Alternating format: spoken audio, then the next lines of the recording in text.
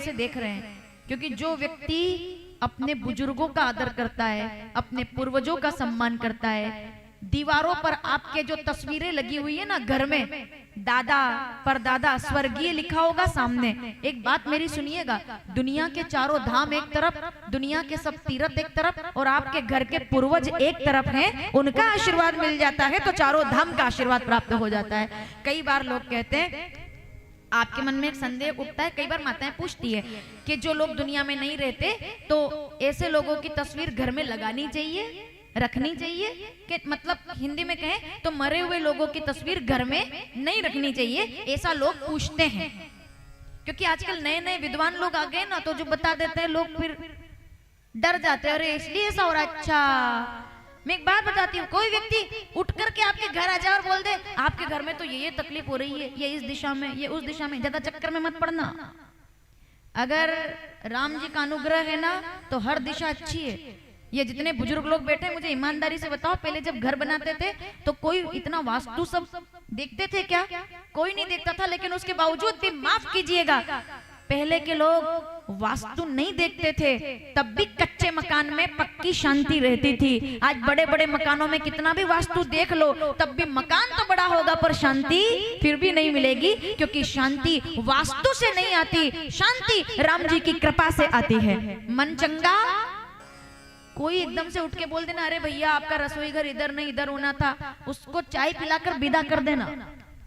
ऐसे लोग ना खुद सुखी रहते हैं ना दूसरों को रहने देते हैं। वो जो नए नए 2-4 दिन के ज्ञानी होते हैं ना, माफ कीजिएगा मैं थोड़ा कड़वा बोल रही हूँ, मैं गलत तो नहीं बोल रही, कोई भी आता है और आपके मन में शंका भर जाता है, अरे ये तो इधर होना ही नहीं चाहिए था, इसीलिए सब गड़बड़ हो रहा है। आप सोचोगे अब तक तो गड़बड़ हुआ भी नहीं था, पर उसके जाते ही गड़बड़ होना शुरू हो जाएगा।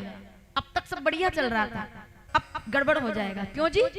एक बात बताओ मुझे, जिसका मन अच्छा होना और जिसके कर्म अच्छे हो, चलिए मैं देखिए ज्योतिष का विरोध नहीं करती, ना मैं वास्तु शास्त्र का विरोध करती हूँ, पर भोले भाले लोगों को ठगने के लिए जो नई नई स्कीम आ रही है, रोज टीवी पर उठते ही आप इधर का यंत्र उधर का यंत्र, ये वो सब जमाने भर की बातें, सब बढ़िया है, लेकिन मैं थोड़ा सा सीधी बात बोलने में विश्वास रखती हूँ। अच्छी बात लगे तो समर्थन कीजिएगा।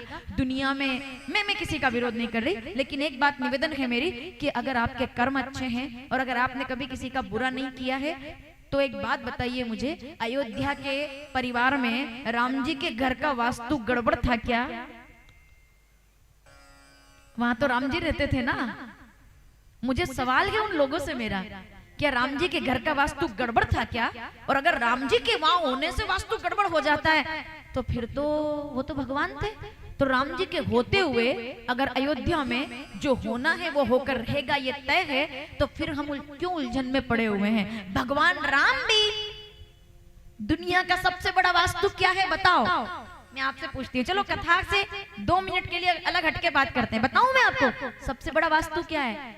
पीछे तक के बैठे लोग, समय से बड़ा कोई वास्तु नहीं है। समय अच्छा हो तो सब अच्छा हो जाता है, और समय खराब हो तो अच्छा भला वास्तु भी वास्तु होता है।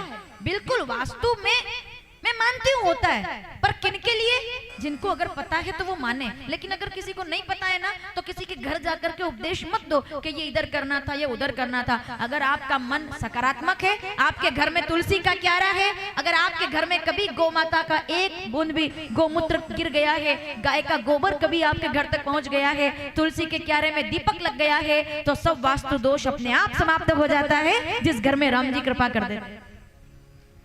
वरना मंदिर मंदिर प्रतिकर शोधा, देखे जहां तो अग्नित जोधा। एक एक चीज, उससे बड़ा पंडित कोई नहीं था, तो उसने कौन सा वास्तु दोष कर दिया जो पूरे नगर में आग लग गई? और विभीषण ने कौन सा वास्तु दोष का निवारण कर लिया जो घर बच गया? तुलसी का क्यारा। देखी तुलसी का वृंद तहां, देखी कृपी हर्षाई। हनुमान जी खुश होते हैं जिस घर में तुलसी का क्यारा है, वास्तु दोष खत्म। केवल एक बात, वास्तु दोष मिटाना है तो अपने माता पिता का आशीर्वाद लेना शुरू कर दो, सब वास्तु का दोष समाप्त हो जाएगा। इसलिए अगर कोई कहे कि मरे हुए लोगों की तस्वीर घर में रखनी चाहिए कि नहीं, मैं कहती हूँ ये बिल्कुल ठीक बात है कि नहीं रखनी चाहिए। अब मेरी बात ढंग से सुनिएगा, पीछे तक के लोग, मरे हुए लोगों की तस्वीर घर में नहीं रखी जाती, इसका मतलब क्या है कि अगर कोई व्यक्ति के प्राण चले गए और उसके बाद अगर वो शैया पर है और तब उसका फोटो लोगे तो उसको घर में नहीं रखना चाहिए। ये मतलब है मरे हुए लोगों की तस्वीर, यानी कि जो चला गया, प्राण जाने के बाद अगर फोटो लिया है तो वो तस्वीर घर में और मोबाइल में नहीं रखनी चाहिए। लेकिन जब वो जीवित थे और मुस्कुरा रहे थे और आपको आशीर्वाद दे रहे थे और तब आपने फोटो लिया है तो उस तस्वीर को सम्मान के साथ घर के कोने में लगाना चाहिए, क्योंकि वो आपको आशीर्वाद देने वाली तस्वीर है। समझ में आ गया आपको? मरे हुए लोगों की तस्वीर का मतलब ये है कि बाद में अगर तस्वीर लोगे डीवार पे लगाओगे तो रात में उठ उठ के भागोगे क्योंकि वो डरावना, इसमें मतलब प्रैक्टिकल है। मरे हुए लोगों की तस्वीर लगाओगे तो डरावना ही लगेगा ना इंसान, सीधी तो बात है।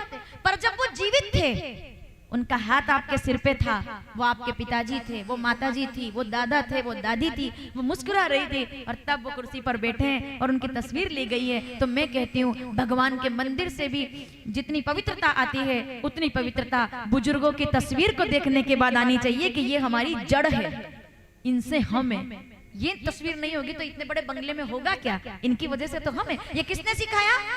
चलिए, ये किसने सिखाया? राम जी ने ना, तुलसीदास जी ने ना, केवट ने सिखाया है। पितर पार करी पुनि प्रभु। केवट जैसा अनपढ़ व्यक्ति कहता है कि पितृ संतुष्ट है तो पूरी दुनिया के देवता आपके हैं, और पितृ खुश नहीं है, पूर्वज खुश नहीं है तो फिर कोई कल्याण नहीं करेगा। इसलिए मैंने